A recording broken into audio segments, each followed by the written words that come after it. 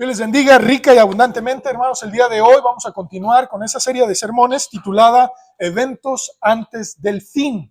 Y la semana pasada nos enfocamos en el primer evento que Pablo nos relata aquí, que acabamos de leer en la segunda carta a los Tesalonicenses, capítulo 2, específicamente en el versículo 2 y 3.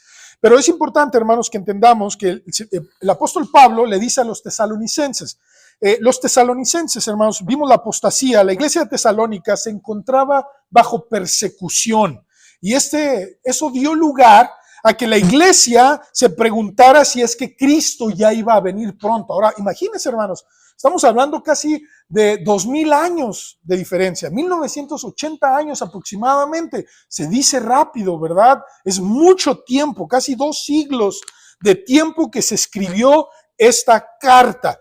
Y vimos la semana pasada acerca de la apostasía y la iglesia decía, bueno, ya están pasando muchos estos eventos, ya se ve que nos están persiguiendo, nos quieren matar, nos están aprendiendo y nosotros por eso sabemos que ya viene Cristo pronto. Y Jesucristo, hermanos, explicó esto, hermanos, en Mateo 24, versículo 21. Si se acuerdan, en Mateo 24, versículo 21, si usted lo puede ver, dice la Biblia que Jesucristo dice, y va a haber tan gran tribulación como nunca en la historia ha existido.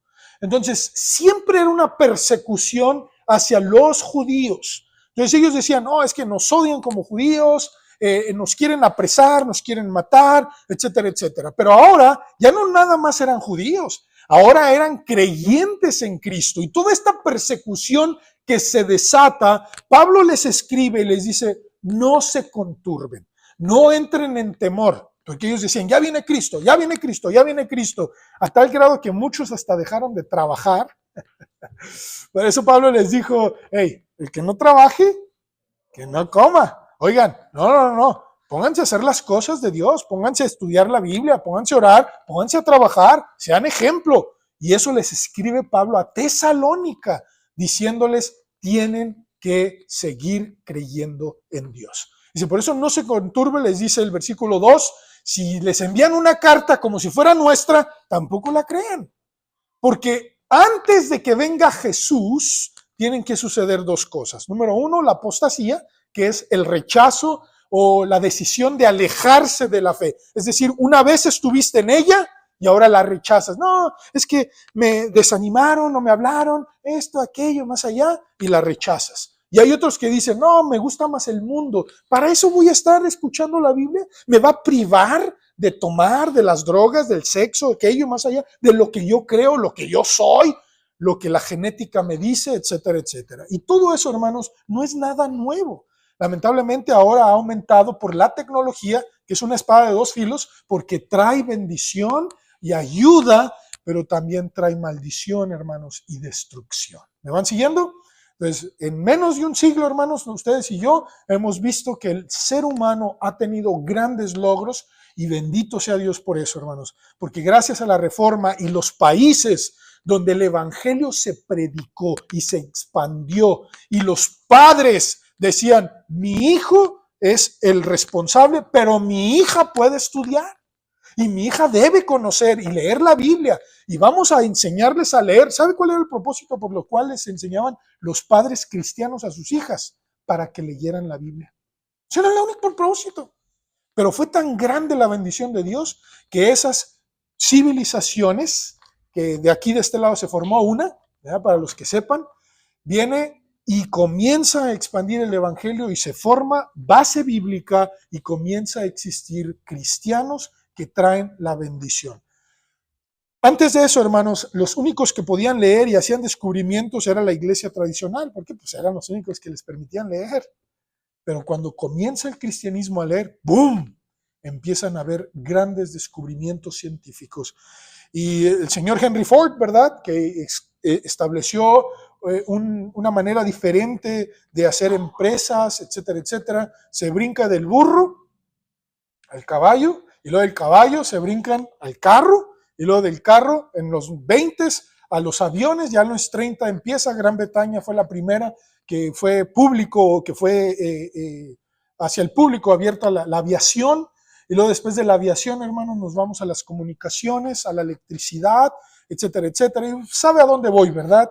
Que en menos de un siglo el ser humano ha tenido un boom. Y nada más y nada menos, ahora tenemos, ¿verdad?, transmisiones, tenemos en nuestro celular información tanto buena como mala. Y eso es lo que decía la iglesia de Tesalónica. Nos están persiguiendo, ya viene Cristo. Ahora imagínense nosotros que ya estamos casi 2000 años después. Y dio lugar a malas interpretaciones. Y cuando Jesucristo estuvo a punto de ascender, en Hechos 1, 6 al 8, por cuestión del tiempo, hermanos, estoy tratando de ser breve en este sentido. Ahorita vamos a adentrarnos más en esto. Pero dice Hechos 1, 6 y 8, cuando sus discípulos les dijeron: Señor Jesús, ¿cuándo vas a establecer tu reino? Y Jesús fue muy claro y les dijo: no os compete a vosotros saber los tiempos ni las sazones. Ahora, ¿qué les estaba diciendo Jesucristo? Jesucristo estaba diciendo: hay un calendario de Dios y están los días de asueto. Eso es lo que le está diciendo. Y a ustedes no les compete, no las podríamos entender. Y eso solamente le compete al Padre, pero lo que ustedes sí van a ser testigos. ¿Se acuerdan? Van a recibir poder. Ahora, ¿por qué estoy diciendo esto, hermanos? Porque Pablo le escribe a Tesalónica, pero Pedro también escribe en su carta y dice, 2 de Pedro 1:19, dice: tenemos que estar atentos porque tenemos en nuestras manos, si para ellos era difícil tener una copia, hermanos, de la carta de Pedro, la segunda, cuando dice: hacéis bien al estar atentos porque tenemos la palabra profética más segura, que es una antorcha, la palabra de Dios. Nosotros la tenemos con facilidad accesar, hermanos. Entonces, por mayor razón, la tarea principal es de ser testigos. Por eso existe engaño en el mundo que no nos permite aceptar, disfrutar y compartir lo que Dios ha hecho por nosotros a través de Jesucristo. Hermanos y amigos, todos estos eventos están relacionados a la persona de Jesús. Todos. ¿Sabe contra quién es el ataque, hermanos? Contra Jesús. La apostasía es en contra de Jesús. No, Jesús me traicionó. No, yo iba al templo, yo iba a qué, yo leía la Biblia y nunca me pasó nada. Hermanos, todo eso es contra la persona de Jesús. Y ese engaño es tan importante ustedes y yo entender porque Satanás busca atacar a Jesús porque no comprende ni su obra pasada, presente ni futura. Por eso, hermanos, aquí rápidamente traigo una lista. Yo sé que es rápido, mire. No la voy a leer toda, voy a brincarme algunos puntos, pero solamente estos son unos pequeños ejemplos de profecías falsas acerca de la venida de Cristo. Y como dice Deuteronomio 18:22, si el profeta hablare en el nombre de Jehová y no se cumpliere lo que dijo, ni aconteciera esa palabra que Jehová no ha hablado, con presunción la habló el tal profeta, no tengas temor de él. Falso, mentiroso. Algunos ejemplos, hermanos. El primero de ellos es Hilario de Poitiers, en el año 365, ¿sí? Martín de Tours, él era de la iglesia tradicional, antes del año 400 va a venir Jesús. Hipólito de Roma, en el año 500, fue basado en las dimensiones del arca de Noé. Yo hice el cálculo y no me salieron, no sé cómo lo hizo, ¿verdad? De los codos. Usted lo puede ver en Génesis 6:15, ahí está. Y según él, en el año 500 iba a venir Jesús. El Beato de Leviana, el 6 de abril del 793, o sea, le estoy diciendo, esto no es nada nuevo. Estamos hablando ya de casi 1500 años de diferencia. Joaquín de Fioré, en el año 1200, entre 1200 a 1260, dijo, va a venir Jesús. Para no errarle, ¿verdad? 60 años, pues no vino. Entonces sus sucesores dijeron, no, de 1290 a 1350. Sabaté Sevi era un judío, en el año 1648 no vino, luego en el año 1666, el cardenal Nicolás de Cusa, de 1700 a 1734, cardenal Pierre de Gier, 1789, predicador adventista William Miller, él dijo que el 28 de abril de 1843, él venía a venir en Estados Unidos, él fue el maestro de Elena White, ¿sí? ellos son los fundadores de los adventistas, hermanos, ¿sí? Del séptimo día, exacto, los adventistas. Entonces, no vino, como no vino, dijo, no, pues va a venir el 21 de marzo de 1844, tampoco vino, sus seguidores, ¿verdad? Y aquí les digo, ¿verdad? Porque ahora sus seguidores dicen, no, es que no vino, lo que vimos en una visión, iban por una cosecha, vimos a Jesús moverse de una parte del cielo al otro, o sea, del tabernáculo al lugar santísimo, ¿verdad? Y pues niega eso. Eso no dice la Biblia, ¿verdad? Pero eso creen sus seguidores, ¿verdad? No vino, sino que pasó de un lado al otro, ¿verdad? Dios, me sigo rascando la cabeza porque no lo entiendo. Que pasó al santuario. Es una estafa, es una estafa. Charles Russell en 1874 no vino, 1974 no vino, 1918 no vino. Su sucesor, el señor Joseph Rutherford, dijo que en el 21 no vino, 75 no vino. Ellos son los de la secta de los testigos de Jehová. Todo esto es historia. Usted lo puede ver, o sea, yo no me la saqué de la manga. Está en el internet, hasta las fechas y lo que dijeron. Por eso le digo, usted lo puede accesar. La divina Jen Dixon, ¿algunos conocían a la divina Jen Dixon? Ah, sí, habló con varios presidentes, ¿eh? En 1962, Jim Jones, el que se llevó a todos a la Guyana y los mató allá tomando Kool-Aid. En 1967 dijo que iba a venir. David Baer, fundador de los Niños de Dios en el 74. Pat Robertson en el 82, él es un teleconferencista. Como no vino, pues dijo otra vez que en el 2007. Edgar Weissman, 1988. No vino, pues ahora el 30 de septiembre del 89. Menachem Mendel Anderson, él se autonombró el Mesías en 1991 y ellos son los Chabad Lubavitch. Ellos tienen una influencia bien poderosa aquí en Estados Unidos, hermanos. Búsquelo, es público, por eso se lo digo. Bien poderosa, hermanos. Los Chabad Lubavitch. Luego nos vamos con Harold Camping, ¿verdad? Si se acuerdan, 2011 fue una de las más recientes de él. Harold Camping dijo que iba a venir. Yo me acuerdo que ese día, y lo relacioné mucho porque teníamos un día de campo. Y dije, camping, y teníamos un día de campo en la iglesia allá en Juárez.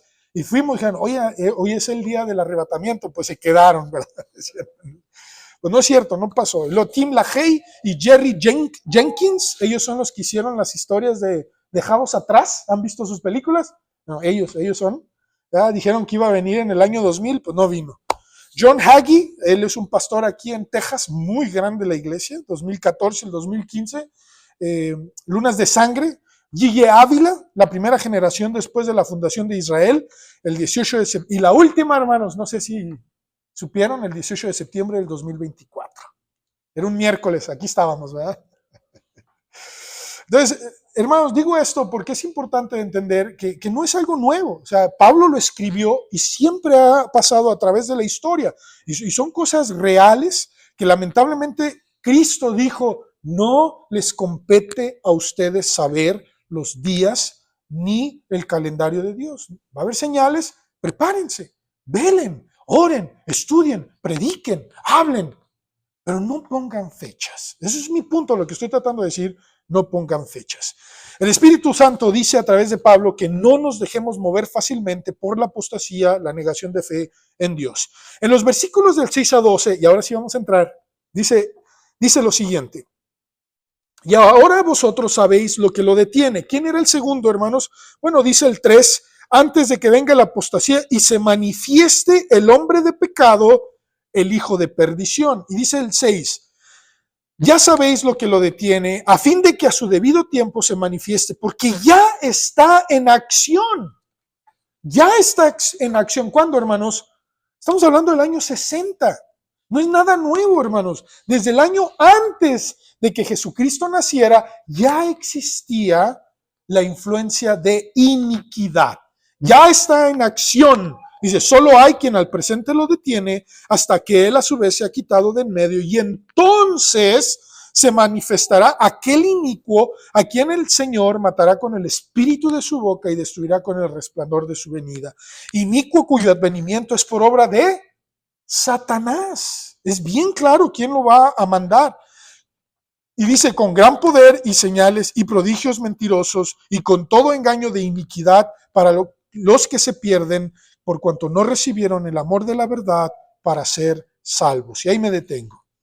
Ahora, ¿quién es el hombre de pecado, el hijo de perdición? Quiero decirles, hermanos, lo que desde el siglo XIX, escúcheme bien, estamos hablando del año 1800, el cristianismo cambió la mentalidad. Dijo, el anticristo va a ser un individuo que va a ser un dictador a nivel mundial con una potencia incalculable. Eso comenzó en el año 19, hermanos. Es nuevo. Los cristianos del primer siglo hasta el siglo XVIII no creían eso. Esto es algo nuevo de un dictador mundial que va a imponer todo esto. Ahora, claro, lo relacionan con Daniel, Tesalonicenses, vamos a ver también Apocalipsis, que lo menciona. Apocalipsis, Juan trata de explicar quién es la gran ramera. La ciudad, ahí dice, está sentada sobre una ciudad, dice quién es la bestia. La bestia no es un individuo, hermanos. La bestia es un imperio. Así se lo enseñó a Daniel y le dijo, Daniel, cada imperio es una bestia. El primero es como un león y es Nabucodonosor, es Babilonia. ¿Sí? Y luego dice, va a venir otro que será como que sería un oso, los medos persas. Y luego va a venir un leopardo. ¿Quién fue? Grecia. Y luego Roma. Y luego dice, hay una bestia que no se puede comparar a ninguna otra bestia por cómo va a desgarrar ese imperio a toda la humanidad. Léalo, Apocalipsis 17, lo leímos durante la semana, los que hicieron las lecturas, habla acerca de la mujer, dice la mujer es la ciudad de Babilonia. La bestia son imperios y de ahí van a estar asentadas sobre 17 colinas y luego van a venir otras 3 que todavía no tienen y van a tener 1 hora de poder. Todo esto, hermanos, yo entiendo, es mucho, ¿verdad? Quizás ya nos está saliendo humo por las orejas, pero es importante, lo estoy mencionando para que ustedes se den la tarea de estudiarlo. Aquí lo vamos a tratar de estudiar. Ahora, el anticristo. El anticristo, hermanos, solo se menciona 4 veces en la Biblia y es en el Nuevo Testamento. Nada más 4 veces. Búsquela. Cualquier concordancia en internet, Bible Gateway, cualquier Biblia, busque anticristo y solamente sale en 4 áreas. Aquí las traigo. Primera de Juan 2, del 18 al 25. Entonces, casi todas ellas las escribió Juan, el apóstol, porque fue el que vivió más tiempo. Vuelvo a mencionar, hermanos, siempre ponemos a los apóstoles, ¿verdad? Como ya ancianos cuando Jesús estaba. No, hermanos, Jesús empezó su ministerio a los 30 años. El rabí, el maestro, era mayor usualmente que sus discípulos. Sus discípulos no pasaban de 25 o 27 años. Eran jóvenes. Juan vivió casi hasta los años 90. Imagínense, hermanos. No, me van siguiendo, hermanos. Eran jóvenes. Pedro era joven. Tendría unos 27 años, yo creo, pero siempre eran menores que el maestro. Primera de Juan 2, del 18 al 25, dice, hijitos, fíjense, les está diciendo Juan, hijitos, ya es el último tiempo, y según vosotros oísteis que el anticristo viene. Está pasado, y dice el anticristo, ¿qué va a hacer? Viene. Así ahora han surgido muchos anticristos, por eso conocemos que es el último tiempo, salieron de nosotros, pero no eran de nosotros, porque si hubiesen sido de nosotros, habrían permanecido con nosotros, pero salieron para que se manifieste que no todos son de nosotros, pero vosotros tenéis la unción del Santo y conocéis todas las cosas. No os he escrito como si ignoráis la verdad, sino porque la conocéis y porque ninguna mentira procede de la verdad.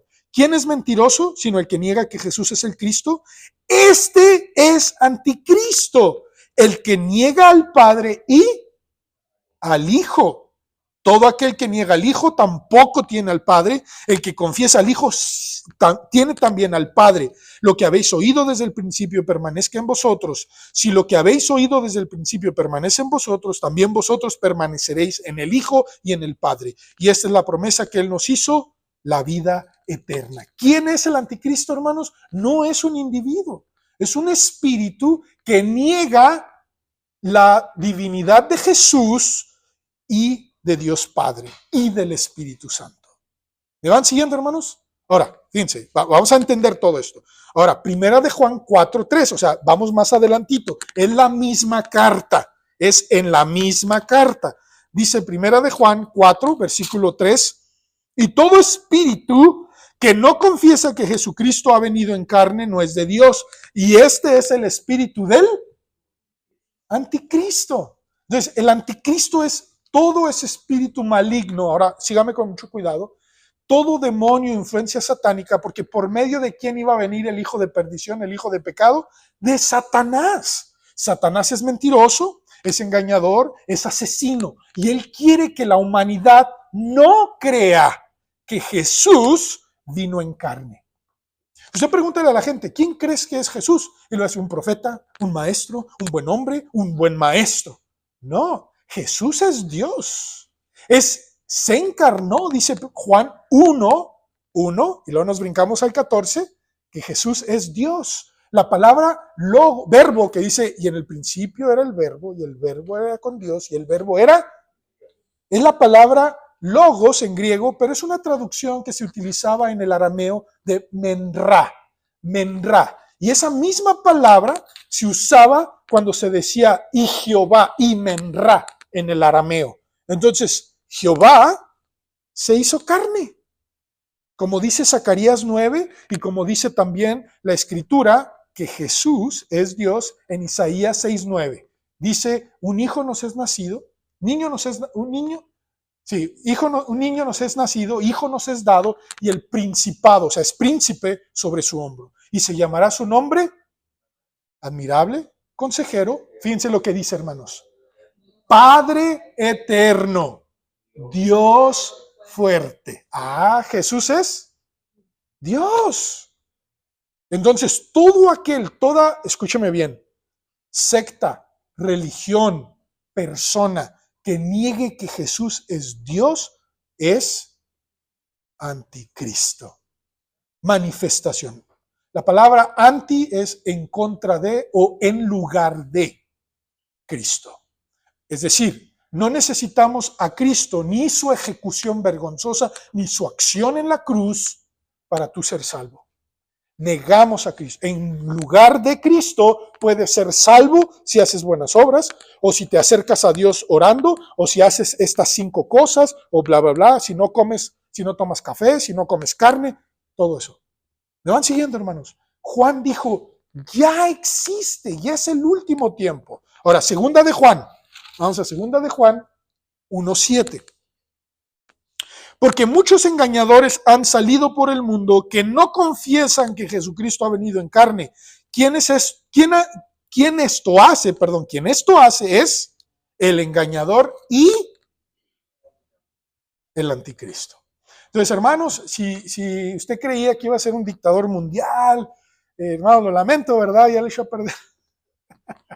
Ahora, sí va a existir imperios, gobernantes, sí van a existir. La Biblia habla que van a ser imperios, va a haber un falso profeta, ¿sí? Y la Biblia nos enseña que esto va a pasar hacia el final de los tiempos, pero está hablando de imperios. Si usted recuerda, cuando Daniel tiene esa profecía que le responde a Nabucodonosor, oye, esa profecía, ¿quién es? Esa estatua que tú viste, porque nadie se la reveló, ¿se acuerdan? A nadie se la reveló, dijo Daniel, no es necesario que me lo reveles, porque el Dios de los cielos es quien revela los sueños. Esa estatua que tú viste y se queda Nabucodonosor, ¿quién te lo dijo? Pues Dios. La cabeza eres tú. Y luego va bajando los elementos de poder, de valor, ¿verdad? Y de fuerza.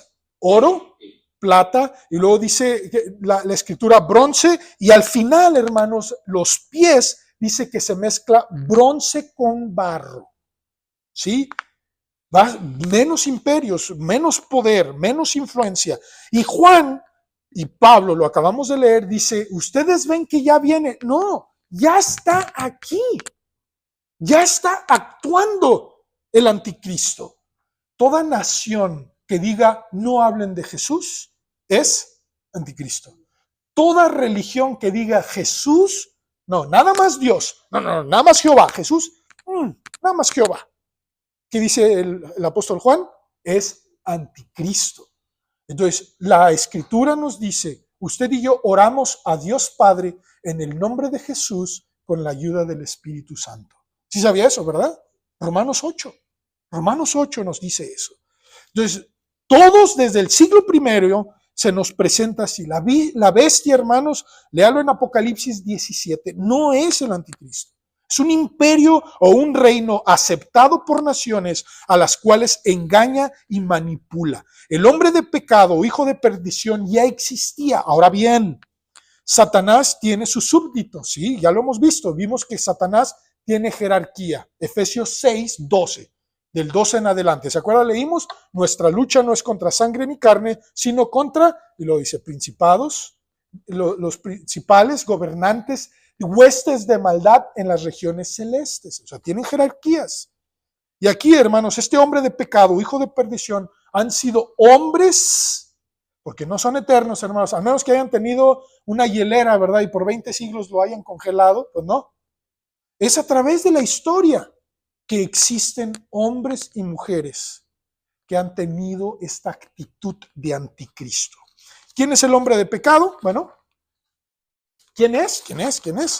Haciendo pasarse como Dios, se acredita como enviado de Dios, pero Dios no lo acredita. La palabra que utiliza aquí, hermanos, que se hace pasar por Dios, es que Él viene y dice, a mí me envió Dios.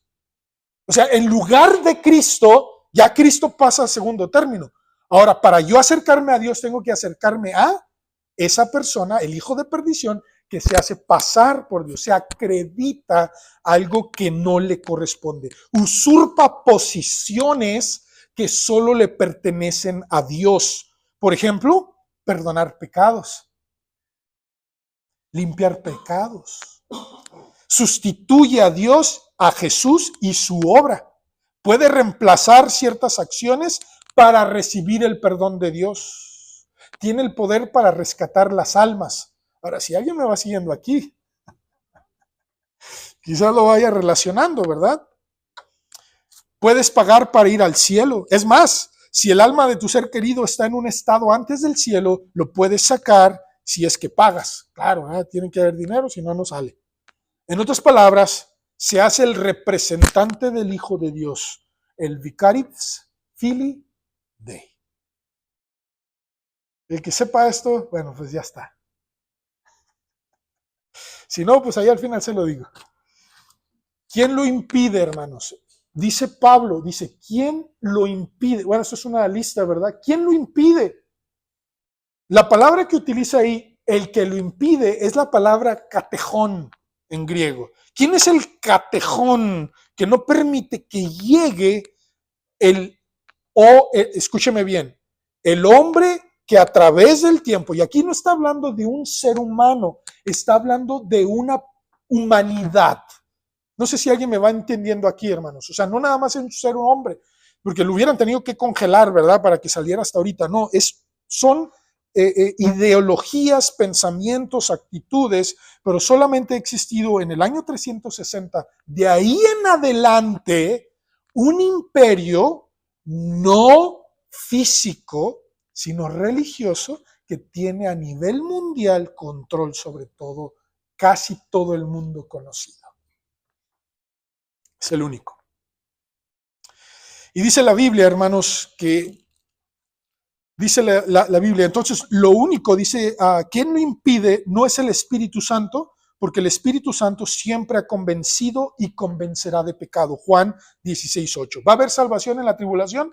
Sí. ¿Y en la gran tribulación? Sí. Entonces no es el Espíritu Santo.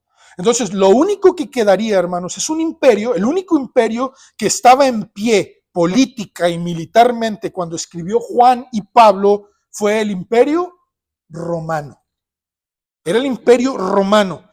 Y el mismo imperio romano, y usted lo puede ver a través de la historia, puede buscar a César Flavio, a Tito el Grande, a Plinio el joven, y usted puede leer cualquier hombre que hablara, o pitonisa, o brujo, que hablara en contra del César o del imperio. No, de aquí a 5 años, de aquí a 10 años, el imperio romano va a caer. Cualquier hombre que se atreviera a hacer eso, mire, cuello.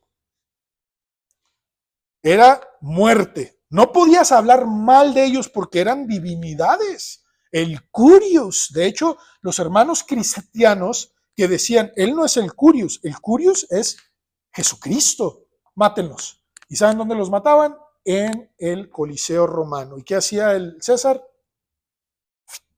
Y los mataban. Entonces, ¿por qué? Porque no reconocían que Jesús, perdón, más bien que César era el Señor, sino que Jesús era el Señor y los mataban. Entonces, era un imperio, hermanos, le cortaban la cabeza. ¿Saben cómo murió Pablo? Le cortaron la cabeza.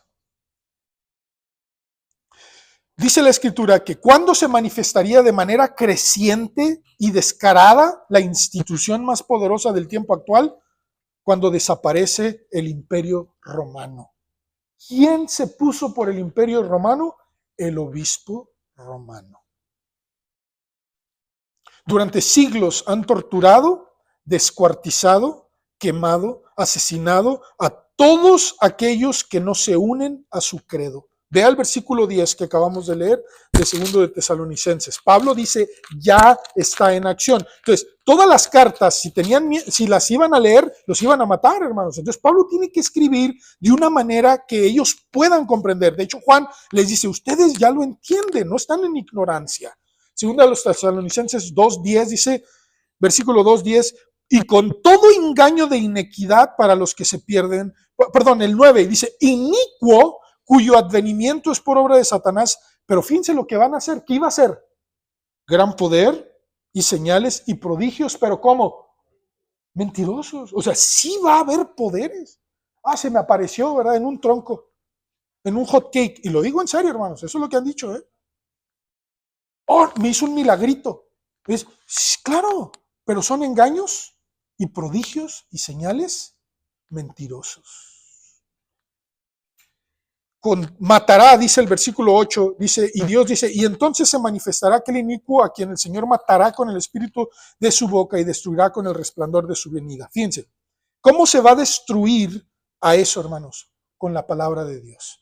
Ahora, si nos imaginamos esa escena, ¿verdad? Donde Jesús viene en sus ángeles, no, ese es el Armagedón. Aquí nos dice que para estar en contra del anticristo, ¿qué se necesita, hermanos? Nada más. La Biblia, la palabra de Dios. Nada más, hermanos.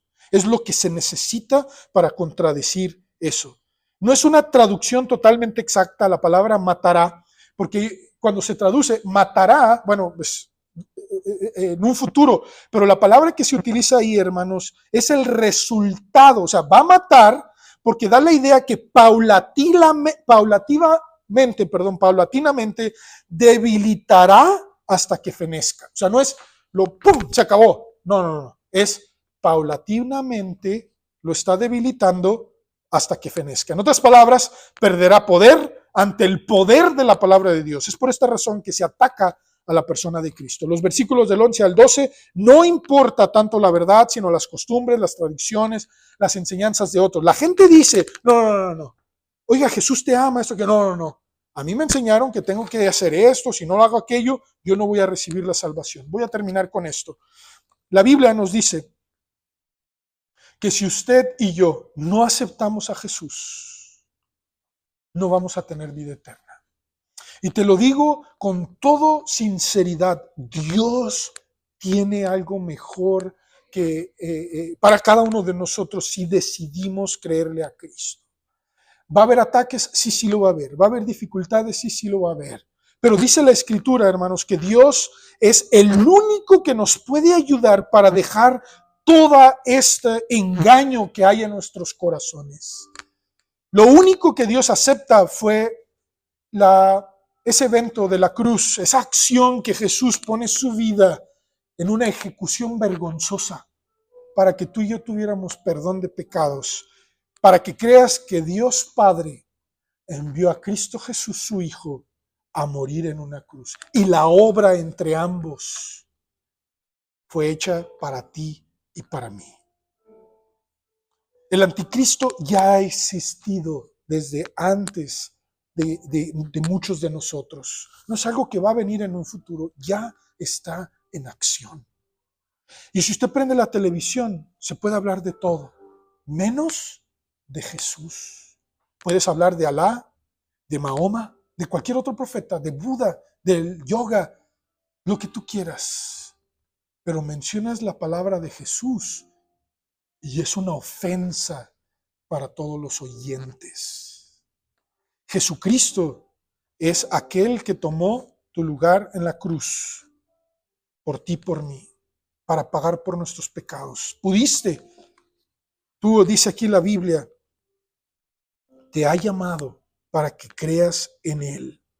Dice el versículo 13, nosotros debemos dar siempre gracias a Dios, hermanos amados, de que Dios os haya escogido desde el principio para salvación, mediante la santificación por el Espíritu y la fe en la verdad. A lo cual os llamó mediante nuestro evangelio. Fíjense cómo se nos llama. No es de tú sí, tú no. No, se nos llama a través del evangelio. Que Jesús murió en una cruz para alcanzar la gloria de nuestro Señor Jesucristo. Estar firmes y no se dejen engañar, retener la doctrina de la fe en Jesús y Él mismo confortará, fortalecerá y consolará nuestros corazones por su amor. Te invito a que inclines tu rostro. Yo quiero preguntarte a ti, todos los eventos del fin, los que han sucedido y los que sucederán, van a continuar. Eso va a continuar. Pero hay algo que tú puedes ahorita marcar la diferencia. Y la diferencia solo se encuentra en Jesucristo. Yo te invito a que pienses, ¿qué significa Jesús para ti? ¿Quién es Jesús para ti? Jesús tomó un lugar por ti, por mí. Lo quieras creer o no, eso no cambia la verdad de Dios. Es el único medio para que tú puedas ser perdonado de todos tus pecados y limpiado. Y tu fe en Él te pueda dar vida eterna. Hay alguien aquí que quiere entregarle su vida a Cristo.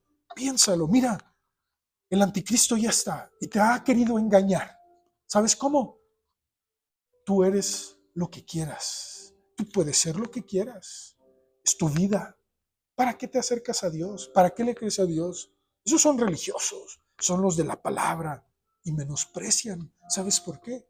Porque es el espíritu del anticristo tratándote de engañar. Yo te invito hoy a que creas en Jesús y en quién le envió Dios, su Padre, como le llamaban el Menrá. Hay alguien aquí que quiere entregarle su vida a Cristo. Levante su mano, por favor. Levanta tu mano y dile, yo creo en Dios. Yo quiero creer que en esa acción de la cruz Jesús pagó por mis pecados. Hay alguien aquí. Dios te bendiga. ¿Alguien más? Alguien, levante su mano, por favor. Bueno, quizás ya todos seamos salvos. Qué bueno. Ahora quiero cambiar la invitación y esta invitación es, por favor, te lo digo con todo mi corazón, procura mantenerte firme en el amor y la fe en Jesús, porque el enemigo quiere engañarnos. Y si no nos ponemos nosotros listos y fieles a Dios, seremos fácilmente engañados. Pero si tú te mantienes fiel, Él te fortalecerá, te consolará por su gracia. Dios lo hará en toda palabra y buena obra. En el nombre de Jesús. Amén.